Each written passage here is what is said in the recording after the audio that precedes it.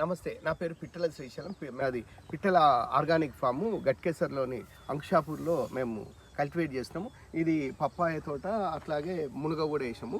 ఒక్కొక్క బెడ్ మీద పప్పాయికి మధ్య మళ్ళీ కింద మనం వేస్ట్ కాకుండా ఉండడం కోసం ఒక దాంట్లో కొత్తిమీర, ఓ దాంట్లో మెంతికూర, ఓ దాంట్లో పాలకూర, ఇట్లా రకరకాల ఆకుకూరలను కూడా పెంచుతున్నాము.